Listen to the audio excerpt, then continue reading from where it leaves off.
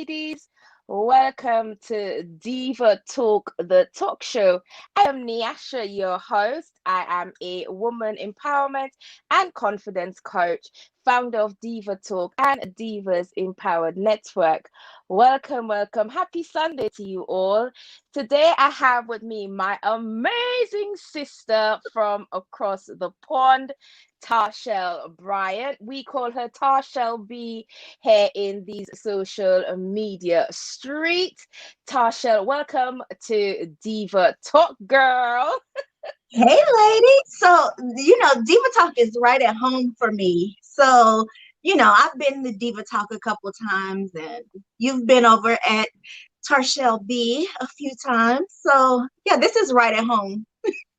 Thank you It for is, it inviting me is. back. Though I'm glad that I'm welcome back, because sometimes you go somewhere and they're like, we don't want you back. Girl, But you I'm glad. belong to this house. I'm the mama. I'm the mama of this house, and you the auntie. You're the Yes, auntie Mama of Diva. this house. I'm Mama Diva and Tarshell is Auntie Diva. And today we are going to be talking about something which is close to both myself and to Tarshell. We're going to be talking about mental health, and especially mental health in women and mental health in Black women, because in our community, it's a very taboo subject. People, I'm from the Caribbean, people tell you you're crazy, pull yourself together, and all of that. So I thought that it was really, really important to come back and talk about this again in a more professional setting. Check us out. The last time we were ratchet. This time we're all professional and all of that. So, for those of you who are joining us on either our Facebooks, thank you so much for joining us, and YouTube. Hello, our YouTube gang.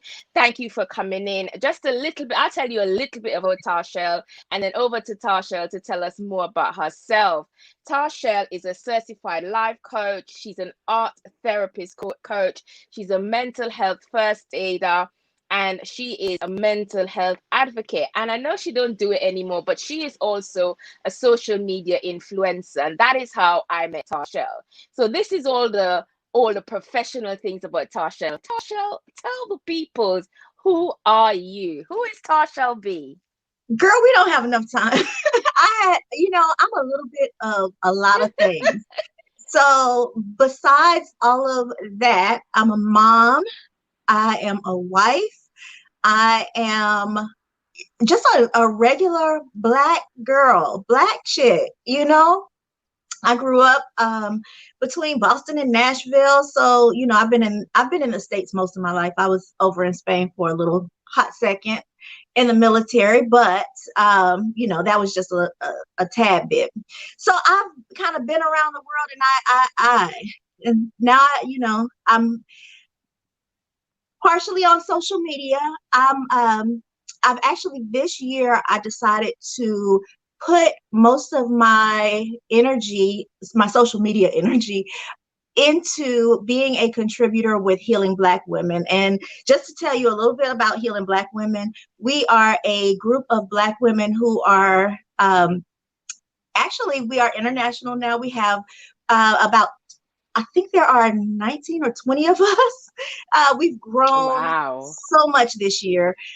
We started last year in February, and we come in every day on our social media platforms with today's conversation, and then all throughout the month on our website, we we post different articles about everything, and we cover like literally everything from um, women's health to finances to mental health, you name it. So that's where I've been focusing my energy. So those who know me from social media and haven't been seeing me, is because I've been hanging out with Healing Black Women. So yeah, that's Well, where you can yeah, find me. I haven't given up that's where social you've media. been. That's where I've been. Okay, I've that's just a been community which. been working with the founder, Laquanda, and really just trying to build that. And um, I'm proud of the work that we do, because it's needed. She saw a gap in the internet streets for Black women. There just wasn't enough for Black women. You can find information about mental health, you can find information about a lot of things, but it's not necessarily geared towards Black women. And so, this year I think we've seen a lot more that's geared toward Black women. But when Healing Black Women started, there just wasn't a whole lot, which is one of the reasons why I decided to start using my voice and speaking up, because I needed to see a Black woman who said, I deal with mental health issues. I deal with depression. And we don't really see a lot of that. It wasn't trendy a couple years ago. Mm-hmm. Yeah. So that's Mm-hmm. why I decided to start using my voice, and using my social media platform, because when I needed something, there was there was an emptiness, there was a void. So now I Okay. do Yeah. openly tell my story. Yeah, I know that. I mean, you've it's quite public and quite known that you suffer with bipolar disorder, and I don't how suffer did all the time. not I suffer? live Yeah, with I live you with live with. bipolar disorder. Excuse Yeah, me. there are some days I will tell if there are some days I do suffer, but Mm-hmm. most days I'm not suffering. Most days I'm just managing. I manage an illness, the same way that people manage diabetes, asthma. Mm-hmm. I also manage asthma, but the same way people manage other illnesses, I manage bipolar disorder, and it took some time and it took some work, and but I had to learn how to live with it and not suffer from it, because a lot of people do Mm-hmm. suffer with mental illness, but I don't consider it suffering anymore. It's just something that I live with. Yeah. When you found out, I know in our community, having any type of mental health illness, there's a stigma attached to it, and stuff like that. When you found out, how did you feel about it, and how has that changed not to then and now? That how you feel about it? How do people react to it if you say to them, "I manage bipolar disorder"? How do jobs and friends and people who you just meet? How do they react to it? So I'll take the first part of that question first. So finding out was actually, for me, it was a relief, because I had been diagnosed with, misdiagnosed with other things. And so I was always on a regimen that didn't necessarily work. And so once we had a good solid diagnosis and I found the medicines that worked for me, I was like, oh, I can live again. Because when you are living with an illness of any type and it's not treated, it's miserable. It's like living with a pain and not taking a Tylenol or an aspirin, or not doing anything about it. So for me, getting the diagnosis was more of a relief. But for other people, there is that stigma. So for other people don't necessarily want to deal with someone who has bipolar disorder or who has other illnesses, because of course with mental illness the symptoms are generally behaviors or moods. With bipolar disorder, it's a mood disorder, and so a lot of times I'm not a fun person to be around. Either I'm up or I'm down. It just depends. Sometimes I'm up and I'm Mm, going, and you would think that that's fun, and for me, I'm having a blast. I'm loving it in that manic state. However, it's like for my husband, it's like living with Taz, the Tasmanian devil from the cartoons. It's like I'm tearing everything up, pulling everything out, starting 15 projects, getting on the computer and buying all the things, and I'm doing the most. And so for mm, me, it's like I feel great. I'm having a great time, but for him, he's like, I need you to bring it down, calm down, stop the projects. Um, and then, of course, in depression, I talk less about depression because a lot of people know exactly what depression is. That's when you're in bed. Of course, you're no fun. Sometimes you don't want to shower. Sometimes you don't want to brush your teeth. Sometimes you don't want to. You don't want to. Let's talk about like real talk. Sometimes you just don't even Mm-hmm. want to live. So Yeah. that's not a lot of fun. Um, but thank God I do have good girlfriends and my bra friends. Nyasha, of course, you know you are one of my bra friends. Girl, You the actually bra introduced me friends. to the term bra friends, and I I did a one of our today's conversation over on Healing Black Women. I think that was one of our most popular uh, one of our most popular posts was about the bra friend. So yeah, you introduced me to that term, and one day we were just having that conversation The about bra all friend. the different ways that we hold each other up, and we Yeah, keep each yeah. other together, and we're just bra friends. And yeah, I Yeah. that For day those I was like, I need to film Healing Black Women, and you said, oh, talk about bra friend. And I did. I don't know if talk you about remember bra that. friends. And you said you should talk about Yes, I progress, and do. I did. So yeah, I do have a good support system, and that's important to have. Mm-hmm. Is you got to have people around you who know how to work with you when you're up, and know how to work with you when you're down, Yeah. and when you're kind of not all the way yourself. They're patient. They're patient enough to stay there with you. And I do have, those good girlfriends that just won't let me go, and will jump into action any way they need to. Of course, my husband. So that support system is key. But I've also, since being diagnosed, lost a lot of friends, lost a lot of relationships. I've had to let some go for my mental health. We don't talk about that a lot, Mm. but that's something that we should talk about, because not all relationships, whether it's your family, friendships, romantic relationships, not all relationships are healthy to someone with a mental illness. Um, there are some things that are just, it would fly if a person isn't depressed. There are certain things that you can say to someone when they are in a different, in a I don't want to say normal, because what's Mm-hmm. normal, but in a quote What's unquote normal? normal, Yeah. in that kind of, in a normal state of mind, whatever that is. But when someone is in an episode, you just can't have certain conversations, and it Mm-hmm. ends up spiraling, and causes the person to spiral.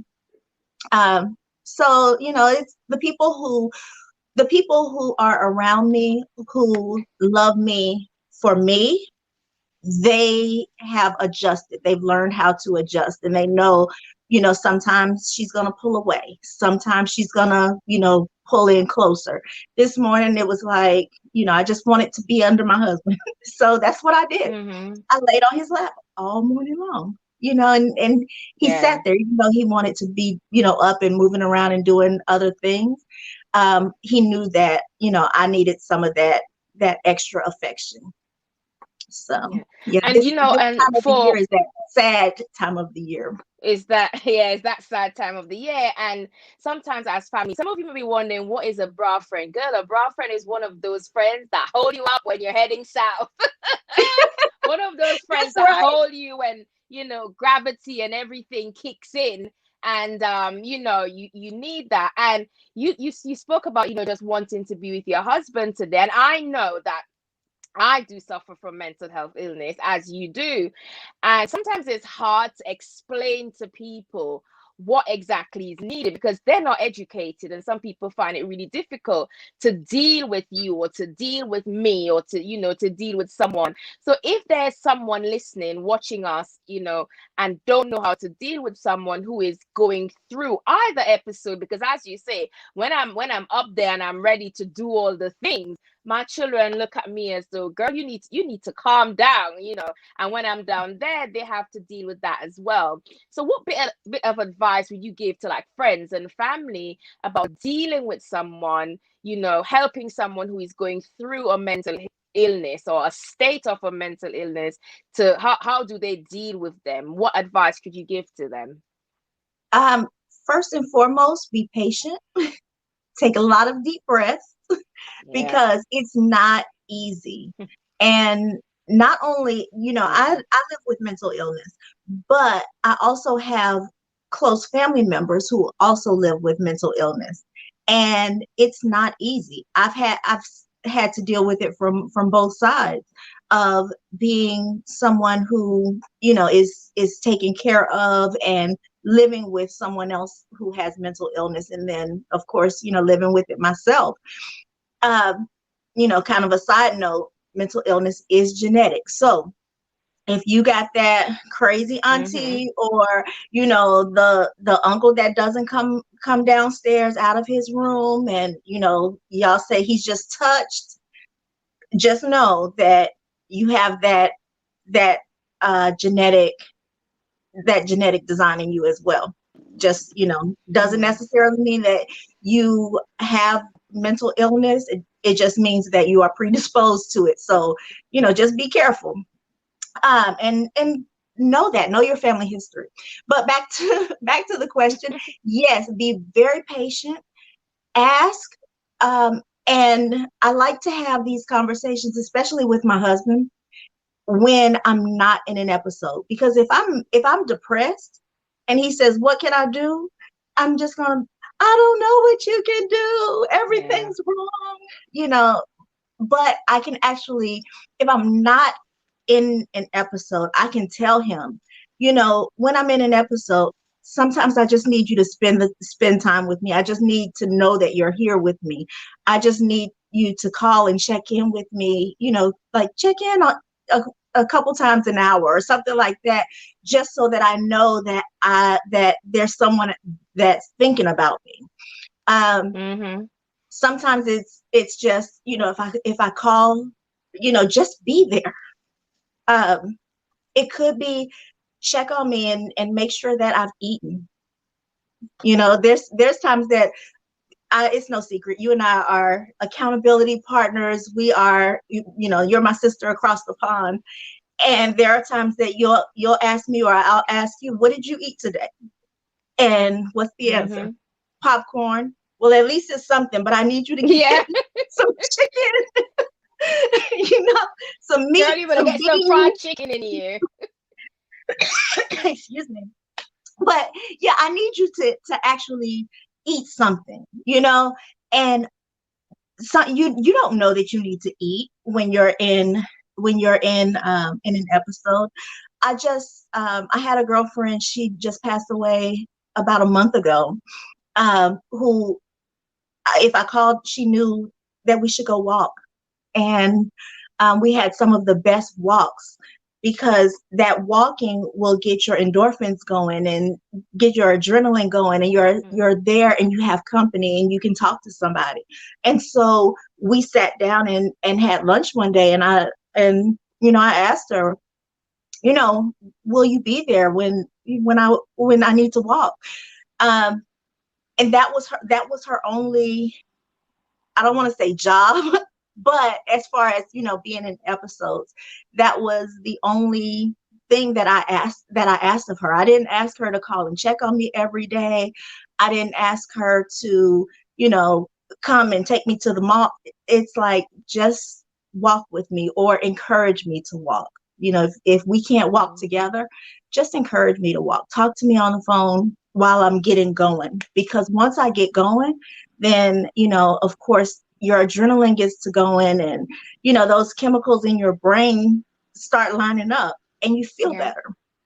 So, yeah, just have the conversations. Don't be afraid to ask.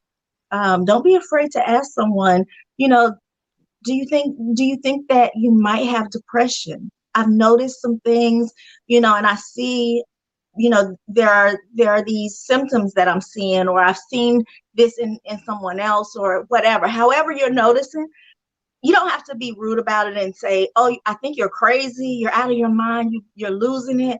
You don't have to say all of that, but actually have an intelligent conversation, a compassionate is the key.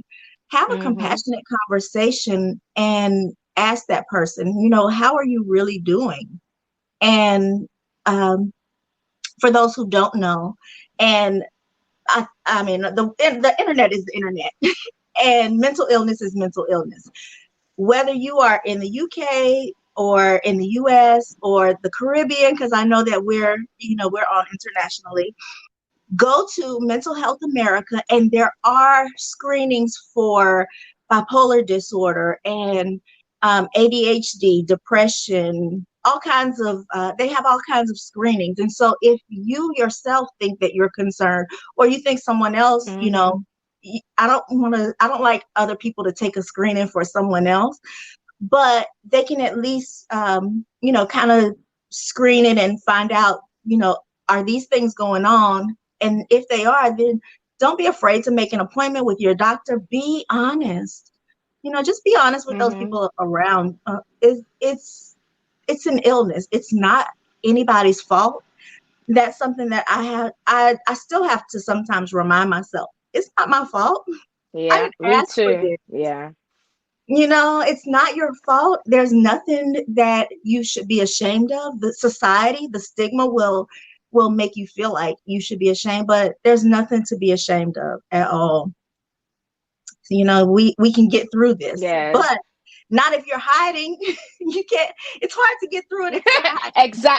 Exactly. And that's why, I like to do shows like this where I show people you never know what someone looks like. Like you think, oh, Nyasha's on here all the time, Tarshel's on here all the time. You never know what someone looks like. And that's why I like real women to come on like us and talk about these issues. And we have a lot of ladies joining us. Let me just say hello and acknowledge, because girls, this is not one of our broad talks. We're talking to other people. We have Rochelle here with us. We have Humlin. We have Jessica. We have Sarah. We have all these ladies. Ladies, please do share this out and let's have this conversation. And you don't know who I am. I'm Niasha. And today I have with me Tarchelle. And Tarchelle is my sister across the pond. Tarchelle is a mental health advocate. And on a personal note, Tarchelle is my mental health accountability partner. Sometimes I would message her and she knows instantly where I'm at. She goes, have you done this? Have you done that? And speaking about have you done this and have you done that, we have a routine. You have a routine that even at your lowest point or your highest point, because a high could be as bad as a low. And a lot of people don't realize that. Even at those points, we have certain things that we need to do every day, regardless. So, like Tasha is the person that introduced me to that, so that even though you're having a high or low, there's certain things that you do every day to ensure that you are living your best life or living an abundant life. So, Tasha, let's introduce the people to our routine. What is it? What are some things that you have in your routine, or even our mental health self-care box that we would have, that we can have right there with us if we wake up one day and we're off balance a bit? So, and I should have brought it over here, but I actually have a box that it Yeah, has. I've got my box. It's like my mental health emergency kit, the same way you have a Hmm. first aid kit. So, if you're in the woods and you get bit by a spider or whatever, something, you have the first aid kit. So I literally have a box that has things like water, granola bars, protein shakes, because of course water is key. And I'll say it, I don't drink enough water, but water is key. I have my water here. Um, and I'll kind of just give you a little glimpse of why I have different things in there. But of course, water keeps you hydrated. Of course, you have to take your meds. So I have my meds in there, Hmm. enough for that day. I might have 2 days worth in there right now. Um, I have my protein shakes, granola bars, just a little like boost, like Ensure type stuff. just to make sure that I'm getting some kind of nutrients when I don't feel like eating. Mhm. Um, I'm not kind of a germaphobe. I'm a germaphobe. But there are times when I literally cannot find it in me to get up, do the basics like shower, brush my teeth. And I know I'm Mhm. talking to other Brush your people teeth. because Amen, it's hard sister. to look at, it's hard to look at the world and say, listen, sometimes I can't get out of bed to do the basic things. But that is what depression will do. Now, mania will have you taking 10 showers a day, because you've done enough Mhm. to take 10 showers a day. It's crazy. But Yeah. so in there, I have there's these little Colgate things. And it's like a disposable toothbrush that already has the toothpaste in it. I have the Listerine dots that you just chew it and swish it around your mouth to make sure, Mhm. just to make sure that when you can't do the major thing, you can do something.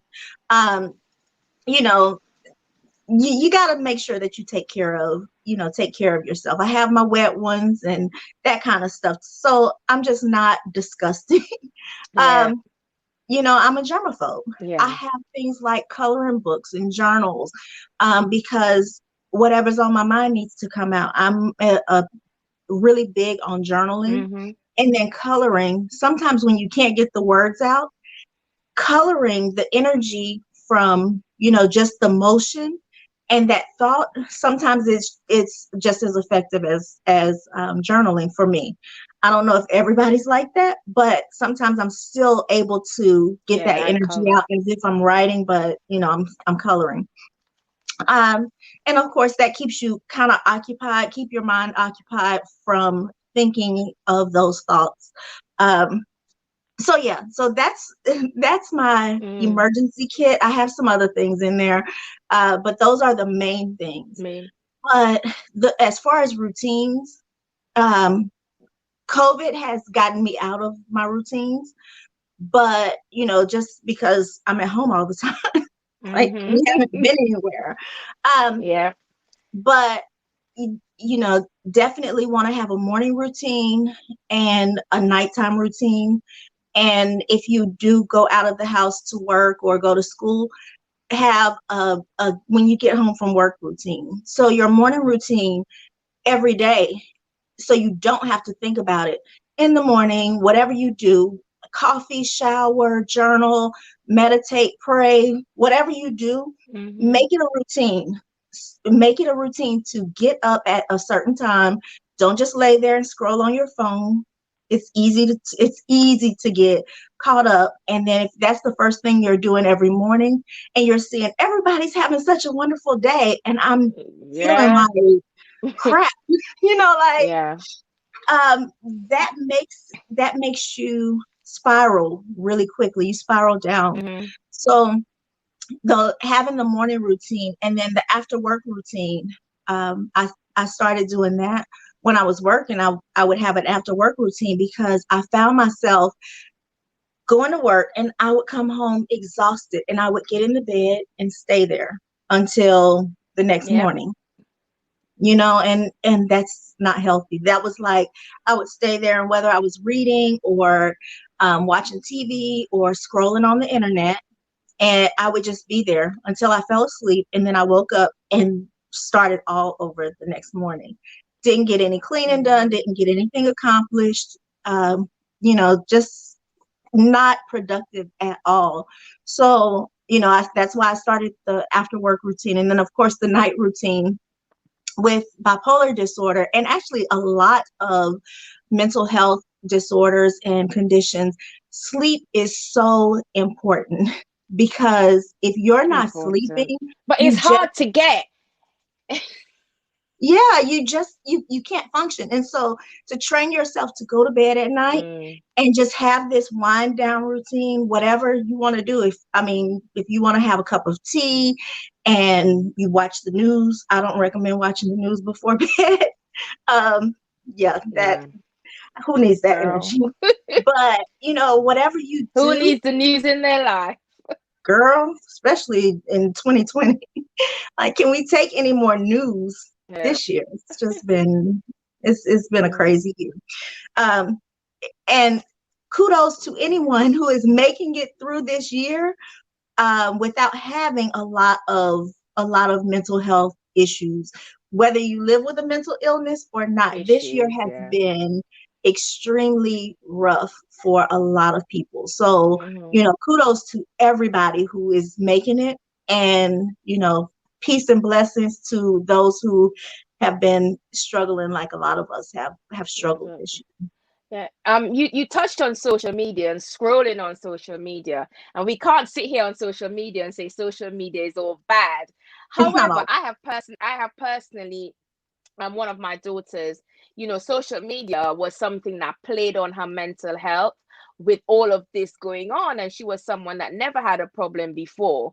And I just want us to talk a little bit about social media, because everybody put all the good on social media. How could we protect our peace? I mean, I can just go on there and post my business and turn it off. But a lot of people, especially being at home during COVID and all of that, social media is the thing that's keeping them going, but it could be detrimental. How could we as women protect our peace during this time with social media being the way it is?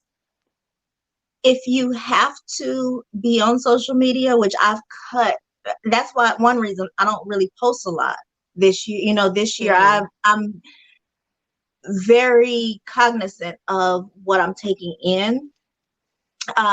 But if you have to be on social media, if you have to post, then do what I call post and ghost. That means post it, get Yeah, off that's what I for, do. get post and then get Yeah. off of social media for a certain amount of hours, and then go back and look at your notifications, and respond to comments and Mm-hmm. things like that. So post and ghost, that's one. Um, also unfollow pages that are triggering, that are unhealthy for your anything that is unhealthy. I know we want to stay up to date with all the protests and what's going on. And you don't have to watch it to know what's going on. I I finally, I think it was maybe last month, finally saw the George Floyd video, and I only had to see it one time. That was it. And I didn't have to see it then. It was just I don't know why I watched it, but I went months without seeing that. I went for a long time without seeing the Ahmaud Arbery video. You don't have to see that. Mm-hmm. um there's enough news and listening to the radio that describes exactly what happened. You don't have to see it. You don't have to read all the articles. You don't have to take in all of that. But besides that, I saw who was, I think it was Funky Dineva, who's a social media personality, and he was saying he doesn't have kids, and so he mutes people who are always posting pictures of their kids, and if all they talk Mm. about is their kids and their family, he says that's not something that interests him and is kind of frustrates him. So when he started having that reaction, he decided to unfollow or mute those pages or those people, even though he's still friends with them. It's just Mm-hmm. he doesn't want to see that because for whatever reason it bothers him. Mm-hmm. So even if it's not something that is extremely triggering for the whole world, it can be something It's that's triggering for just, you. if it gets on your nerves, it's okay to mute that person. It's okay to Mm-hmm. whatever. And you don't have to unlike, dislike, thumbs down, you know, comment, whatever. You can, some people have a hard time scrolling by, so mute. Yeah, you can just keep scrolling, that finger Yeah, one. you can, but some people apparently have a hard time with, just to keep scrolling for whatever reason. Um, some people think you have to respond to everything. That's another thing. Don't respond to everything. I have I have a journal that's kind of like a scratch pad type journal. And when it's a comment that I want to make, but I'm not sure if I should, I write it Mm-hmm. because I'm still able to get it out, but I'm not going to get in Mm-hmm. an argument with my journal. Anybody, I With that know. notebook, it's not going it's not going to talk back to me. It's not going to, start coming for me and all their friends coming for me and all that stuff. So sometimes Yeah, if you feel like you just girl. have to say something, write it down. Your Mhm. journal does not talk back. And most of the time, once you write it, you forget about that post. Like you don't even see it Yeah, anymore. It that's it true. completely Get it exists. out your system. Yeah. Yeah, get that stuff out of your system. A journal, I'm telling you, a journal will save your life a lot of days because once you get that thought out, it's not just there eating at you anymore. So Oh, that's good because, as I said, I do a lot on social media, and people think that because I post, I'm there. But girl, I ain't there. I just post what I have to post, and I get off of social media. And social media could be a two-edged sword. I see it as a two-edged sword, and you've just taught me something. If I don't want to, sometimes I see something on social media, and I think I need to have some sort of I need to have some sort of reaction to this, but I am about to get into any fight with anybody, on social media. And this takes me to something else I want to address in like protecting your own peace. Because I know, like us as women, we are always ready. We are there. We are nurturers. We are mothers. We are ready to be sisters. We are ready to be all of that. And people don't respect your space. People don't respect that. You know what? Today, girl, I love you, but I can't take that energy. And I think we have that where we know when to put on each other. That's something which I really, really admire with our friendship. If I message you and I think I'm having certain things going on in my head, I know when you're in a space where you can take it and help me or not. How the hell do you protect your energy when the world needs saving and you can't even save yourself, much less try to help, much less try to save the world? girl, yeah, and we actually do have that, and I love that we have that. I have that with quite a few of my girlfriends, and again, that just comes with knowing each other and having a relationship, and not something that's very superficial. Like when you really care about someone, um, you develop those relationships, and I don't want to put on you, for example, I don't want to throw all my burdens on you when you don't have the capacity to handle your own stuff. And I've learned to say, I don't have the capacity. If my glass Mm. is not, if my glass isn't full, I can't pour you out anything. Like, even if you need it, now what I will do is I will point you in a direction, or I'll give you a resource. I might send you a post, or like a blog post or something like that. But if I don't have the capacity, then I just don't have the capacity. And there's nothing wrong with saying I just can't do it. And I think we as Black women have we've been so accustomed to saying yes to everything and everybody. And we have to be the strong woman, the superwoman. We have to be everything to everybody. We have to be that strong Black woman. And the strong Black woman is not always as strong as she may seem. We don't walk around with an S on our chest. So I mean, we just can't do it. If you can't do it, say it. You can't do it. If you are able to give more, then give more. So yeah, that's Yeah. just be honest. And Yeah, and I think that's the biggest yeah, and thing. I Just say it.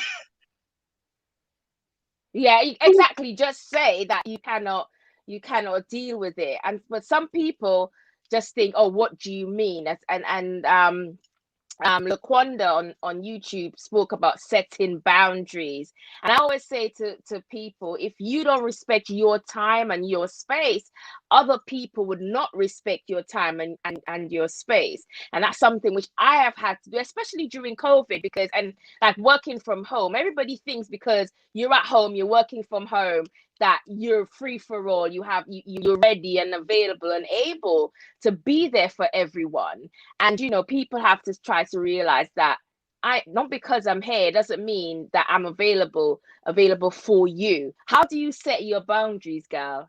How do you cut people off at the knees without making them feel as though, because I could be very blunt. You know me. I can be like, girl, I ain't got time for you right now. Go find somebody else. And that's me. And that's not always the right way. I'm bullying the China shop. But you're more classy than I am. You think? You're more You know what? classy. How do you draw the line without not making people feel? Because they may feel, because I can't come to her today, I can't come to her tomorrow. And that's not somehow that you want your family or your friends to feel. And I know I've been guilty of that, girl. Because I just say, go away, don't call my phone. But how do you, in your classy Southern Belle behavior, I set say, those hell no, I ain't boundaries? doing it. I'm kidding. No, you don't. It just sounds classy because the Southern accent. But no, really, I literally have a list of phrases that I use, Mm-hmm. and it takes practice. Saying no, no is a complete sentence, but for some reason we have this thing where we just can't say no and just be Never. like, no. But we have to have these. I have these phrases, and so sometimes I have to refer back to it. Um, yeah, I need to send that to. I should send it to you. I actually did Girl, a your sister needs video. help. I did a lesson back when I was on Patreon and talked about boundaries, and I actually gave like a full list um of phrases that you can use to say no. I'm sorry. Mm-hmm. I don't have the capacity. That was, that's one. Um, I'm just not able to. Today's not a good day.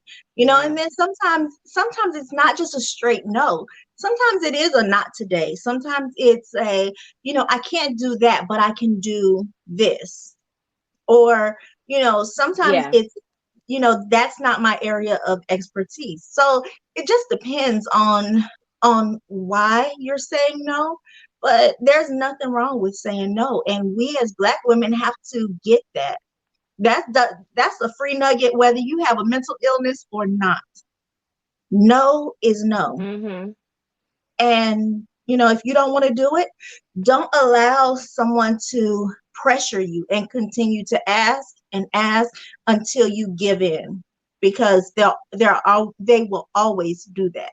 If you give in that one time, then they know, oh, all I have to do, it's just like kids, just like your kids. They know, oh, well, Yeah. she might say no the first time, but if I keep asking, eventually she'll give in. And just the people Mm-hmm. around you do the same thing. Your coworkers, your family members, they all do the same thing, because people want what they want. And I think a lot of times people who live with mental illness, um, we have a lot more compassion, because we know what it feels like to be. We know what it feels like to be down, and so we don't want other people to experience Mm-hmm. that pain.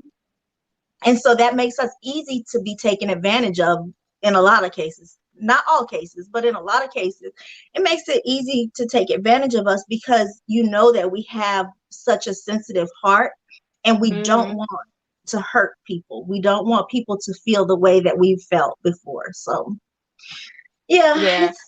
Rachel says that no is so hard, but when you start using it, it is such a good feeling. So let me it's just reset freeing. a bit. it is free, it is free because Tarshell and I are just here jumping on. And I just want to acknowledge all the ladies who are on this conversation, whether you're on here because you are managing a mental health illness, or whether you're just here to support and help a sister who is managing a mental health illness. This is Diva Talk, episode 3, and Tarshell is our diva auntie. And I say that because Tarshell is one of my dear friends from across the pond. And not only that, Tarshell is my mental health accountability partner. In case you don't know, girls, sometimes some days mama has her days and mama has to keep on top of her pills and on top of all of that, and Tarshell helps me do that. Other than that, that's Tarshell's primary role in life. But other than that, she's a mom, she's a wife, she's a mental health advocate, she's a life coach, and she's an off journal therapist. Now, I do a lot of journaling, and journaling is something which I advocate. How does journaling help you with your mental health? It lets me get everything out that I want to say to everybody. So if it's something that I want to say to God, so I can journal my prayers. If it's a conversation I need to Mm-hmm. have with myself, then I can have that conversation with myself. If it's a conversation that I would like to have with someone else, and it's not time, or it wouldn't be appropriate, because sometimes you want to cuss somebody out, but that's not going to go over very well. Girl. It's just going to make things worse. You can journal that. Mm-hmm. Sometimes it's just to keep track of a phrase or something that you heard somewhere, and you just want to keep a mental note, but you know us, we're going to forget it.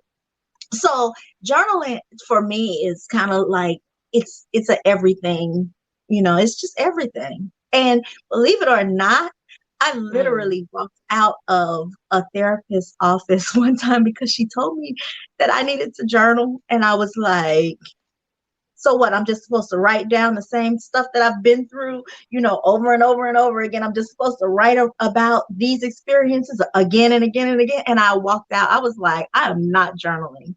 But once I picked up the pen and I actually started journaling, it's like, oh, this does work. And, the rest is kind of Yeah. history. Yeah, it works. Mm-hmm. I encourage Journaling has everyone. saved me. Journaling has saved me, as you know, totally. I write everything down, and journaling keeps me sane. And I would say that all the time. Journaling keeps me sane. Now, I know that you grew up in a Christian faith, and I grew up in Christian faith, and I'm still a Christian, and I still read my Bible. But there is an additional stigma with faith and Christianity. And I remember when I started, when it started to become very visible that my mental health was deteriorating. Girl, my pastors wasn't there for me because they were like, there's this thing that if you read the Bible strong enough, that you would not get mental health issues. I have a lot of Christian women who watch me because I'm a Christian woman. Girl, what would you tell these women to tell their pastors when they tell them these things? I would just curse them out, but I will not say that on the interwebs. yeah, I will not be but saying that on Blue Ivy's internet. No, I'm kidding. So yeah. so seriously, it is okay to have Jesus, to pray, and to go to therapy, and to take a pill, Mm-hmm. and to Mm-hmm. whatever else you need to do Amen, for your sister. mental health. It might, I mean, I don't, and not, I'm just saying Jesus because, we both grew up Christian, but Mm-hmm. whether it's the Buddhist faith, Muslim, it does not matter. Whatever your faith is, you can have faith and therapy. You can have faith and take a pill. You can have faith and, live a mentally healthy life, because your spirit is one thing and your mind is something else. And sometimes they get so intertwined that you don't know which one is which. And then your body starts getting confused and all of that as well. It happens. And I can't tell you how many times I've been sitting in church, uh, depressed, extremely depressed. And I was at church sometimes 7 days a week. I was in ministry. I was a licensed minister. It's not something I tell people all the time, but I was a licensed minister. So I was doing everything. I've done everything in the church, from clean the toilets to, stand in the pulpit and preach. Mm-hmm. I've done it To all. preach. Yeah. And it's bad. It's a horrible feeling when you're doing all the things and you still don't feel worthy. When you pray, Mm-hmm. when all you do is, like, I would stand on the altar. You go to the altar for your deliverance, because I just want this Yeah. thing to go away, whatever it is that's wrong with me. And at the time it was depression. And I just wanted it to go Mm-hmm. away. I just wanted to feel better. I didn't understand why I was in such a dark place. And if you've never been there, I can't even describe how dark of a place it is. And to stand there and have the quote unquote demons cast out of you, and you dance and you shout and then you praise Mm-hmm. God. Okay, because they told you that the demon was gone. And then when you get home, you get right back in the bed. Mm-hmm. And for me, I would get in the bed, and I wouldn't I wouldn't watch TV except for TBN or the Word Network. And I had all the Bishop Jakes tapes and Juanita Bynum tapes. I don't think I was watching them on DVDs back then. I was, but I definitely remember the VCR tapes. Um, Mm-hmm. and I would just, listen to gospel music. I didn't listen to any secular music. And I would still be tormented. My mind was still in this dark place. I still didn't want to live.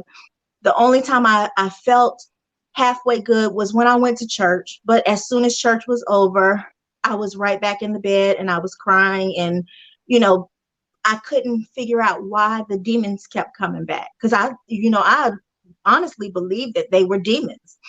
And Mm-hmm. all I wanted to do was read the Bible, and all I wanted to do was love God. And I didn't understand why God didn't love me. And not saying that God, of course we know that God loves us. But this Mm-hmm. was how I felt. Like, what did I do wrong? Why doesn't God love me? Why won't he protect me from these demons? Why do the demons keep coming back? What am I doing wrong? And so my self-esteem was completely, like, gone. I felt like I Mm-hmm. wasn't worthy. I felt um, like I was God's enemy for some reason. And so I felt like I was fighting against God and fighting against the devil and all that. It was just a really hard place. And so on top of the depression, I'm dealing with all of these spiritual things. And they're telling, and in the meantime, I'm giving more and more and more money. Car repossessed, so I'm losing things because I'm giving so much. Marriage suffering, just a lot, just a whole lot of like, everything's going on because Mm. I because nobody will tell me, girl, you need a pill. And that's all I needed. I needed Yeah. to be medicated. I needed that. But I was at the church being manipulated. And I'm not saying all churches are manipulative, Mm-hmm. but as a whole, my experience, I was manipulated at multiple churches. I was manipulated, and my depression, my mental illness, um, it was a weakness, and that weakness was preyed upon. I can't even go into all the details, but that weakness Oh was yeah. really preyed upon. And I was always told exactly, Mm. you need to do this, you need to do that, move this way, move that way, do this, do that. Like, I literally gave up my apartment, moved into another house, all kinds of stuff, because I would listen to the prophets, because I thought that they would tell me what to do, that they were telling me the right Mm-hmm. things to do to to feel, I wanted to feel better and I wanted to do better. And so, of course, if I was in a manic state, then I would do all the things like way up here. Mm-hmm. And then if I was in a depressed state, then, it was like I would still be doing things because I wanted to get rid of the quote unquote demons. And so, Yeah. Yeah. yeah, so, you Uh, know, if you're feeling some kind of way and you're going to church, um, there's nothing wrong with going to church, but don't think that you can pray it out. Don't think that you can Pray. Yeah, praise it out. exactly. Yeah. Don't, Yeah. I mean, it's not that. And God can speak to you personally and guide you to the right doctors. And God speaks to doctors. God has gifted us with doctors who have gifted us with medicine. um, Scientists are wonderful. Don't let Yeah. these people tell you otherwise. Medicine, girl, let me tell you, Yeah. that first Prozac was the first thing I took. Telling all my business. But girl, that first Prozac, I was like, whoa, okay. Like I can I can Yeah. live, I can function. Yeah. Yeah, and and that's my thing. Don't sit there in silence thinking because I go to church I can heal this. And that is really, where I wanted to get to with this, because I went through the same thing. I was going to church every Sunday, and they were like, you be all right, you be all right, and not seeking any form of help. And I was spiraling out of control, and no one would say to you, go and get some help. But we have the doctors in the church. That's for another Mhm. that's for another conversation. And And finally, I know one of your thing. Go on. a lot of the things that they taught us in church, I don't know if they did this in the Caribbean. I know you grew up in the Caribbean, you're in the UK now, but um any girl, crystals, sage, um candles, all that was a no-no. Any oils? It's No, bad. That's that witchcraft, was girl. a no-no. That was demonic and all of that stuff. And now I have my crystals are right there. That's why I keep looking over there. But I have my crystals and I have my sage and I have these things that they do help. They make me feel, I do feel better. Yeah. I do believe in energy. All of that. And that doesn't mean that I'm, demonic and going to hell. So yeah. Exactly. Doesn't mean we woohoo. We say a woohoo time. Woohoo time, happy feels. That's how we are made to feel, that there's something demonic or satanic and all of that about these things. But girl, it Yeah, works for me, it works for you, we good. yeah, And and we when we're scrolling our phone, that's a way of self-soothing. That's that motion. That's a way. But I do the same thing with. I might have a crystal, and I might do my hmm crystal, and it's like it's a self-soothing thing because I'm feeling that energy and I'm taking that hmm in. But I'm it's soothing. I feel better. So not everything is demonic and no.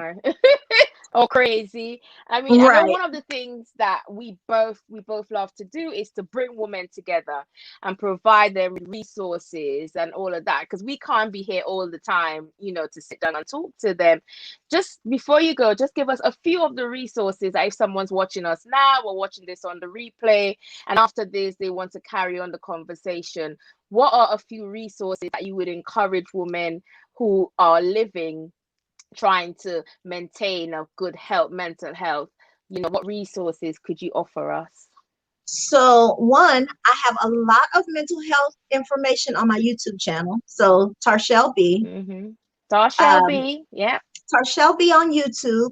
Um, Also, healingblackwomen.com or Healing Black Women on all the social media platforms, YouTube, Facebook, not YouTube, Facebook, um, Instagram, and then healingblackwomen.com. We actually have a ton of videos. We've been doing panel discussions all year long. So just about anything you can imagine. a resource, needing a resource for, we have a video for that. Whether it's dealing with kids, whether it's the trauma of being an unprotected Black woman in America, that conversation actually was recognized by Mental Health America, which is one of the largest mental health organizations here in the U.S. And so we have panel discussions for, or not just for, but if you want to know more about the LGBTQ community, there are resources.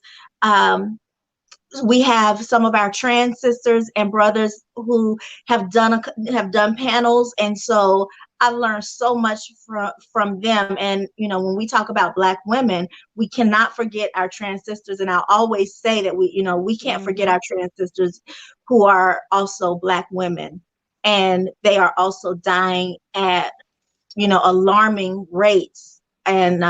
And so we have information about that and how we can protect each other. We have information about you name it. We've done so many panel discussions. We did You a name it, conference. we've got We did it. a conference Yeah. back in May, and it was virtual. So all of those panel discussions are there. So Healing Black Women. And then, of course, you can always reach me in my DMs on Instagram. Is usually the best one. I'm not on my Facebook DMs as often, but yeah, on Instagram, Tarchelle B. Follow me there. I haven't been posting much this year, but I'm coming back. I promise She's I'm coming. coming back. I'm Y'all coming don't back. be, I mean, I'm quite happy to share you with them, but just let them know that I'm the number one. I'm quite happy to share you. Well, Tasha, And on don't think that, you're bothering, because I will say I don't have the capacity, or I will point you in the wrong direction. No, in in the the wrong right direction. direction. I will not point you in the wrong direction, but no, I will point you in the right direction if it's something that I don't know, or something that I'm just not, I just don't have the capacity to help Yeah. with. I will point people in the right direction, and try to help as much as I can, especially in crisis. Okay. Right. Finally, before you go, any words this show is meant, it's geared to. I get up and sit here every week so that we could empower, inspire, motivate, and encourage women who have been through any sort of adversity so that they can start living a life of abundance. Before you take yourself off of here, can you just leave something with the woman, just leave something so that they would leave filled, so that they would know that they're worth every single thing that is happening right now? So yes, you are. I mean, I will say you are definitely worthy, and especially to the lovely ladies who do live with a mental illness, whether you are vocal about it or silent about it, it's okay. Living with a mental illness does not mean that it's a death sentence. You are worthy to live and take up space in this world. I read something yesterday that said the ocean does not apologize for its depth, and the mountains don't apologize for the space they take up, and you shouldn't either. So, Mm-hmm. don't apologize for the space that you take up.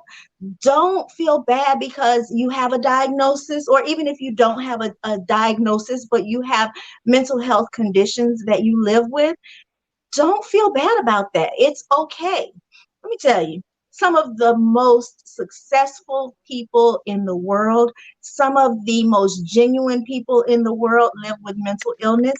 Some of them, listen, business owners, you're looking at business owners. Right now, I am finishing a degree. I have a 3.48 GPA. So, it's Woo, not, mental woo. illness does not make you less intelligent. Mental illness does not make you lazy. Sometimes we do have days where we don't feel like doing anything, but that doesn't mean that you as a person are a lazy person. It's just that some days your symptoms make you that way, and it's okay. So, go out and conquer the Mhm. world, because we can. we can still do it all.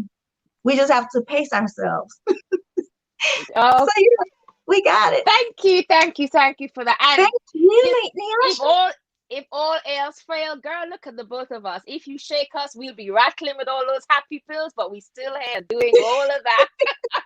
That's right. You know what? And take your meds. Don't take them every other day.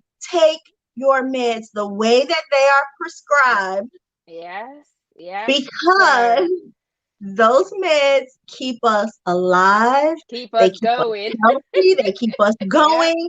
And it's okay. Sometimes you can talk to a therapist. Sometimes you may not be able to, especially in this COVID thing. If you can't, talk to your journal, talk to a friend, get an accountability partner. There's so much that you can do to manage Hmm. your own mental health and keep yourself as healthy as possible, because ain't nobody else gonna do it for you. You're a Black woman. True. You already know, you Black woman, you got to do it all. And so you Yep. have to take care of everybody else and yourself too, but make sure you put yourself first.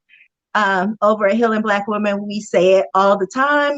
You have to put your own mask on Hmm. before you can put on somebody else's mask. Because if you put their mask on first, you might not make it to put your own mask on. So You yeah, make sure you take care of on take that care of note, yourself. yeah, on that note, Tasha, thank you so much for coming Thank on and you. gracing me with your presence here on Diva Talk. Thank you to all of you ladies who joined us and stuck with us. I hope that this conversation was empowering, motivating, inspiring, and encouraging. Don't forget to follow Tasha across social media. Tarchelle B, and also to go and follow Healing Black Woman. Girl, I go on that site every day and I get something that helps me just to be able to function on a daily basis. Ladies, let's keep the conversation going. I don't take my videos down, so this video will be up. And just if you watch this via the replay and you have any questions, comments, whatever it is, just stick it down below and we will get back to you, either myself or Tarchelle. Well, we've made it to episode 3, and Yay. episode 4 is going to be another bumper one. I know who the guest is going to be next week, and I'm super, super, super excited. So, until next week, Sunday at 8 p.m. British Summer Time, I have been your host, Nyasha, and Tarchelle has been our graceful guest this evening. Have a fantastic, productive, blessed week. And remember, ladies, remain fit, fierce, and flipping fabulous. Go out every single day and live a life of abundance, on purpose, and with intentions. Bye Bye, bye. y'all.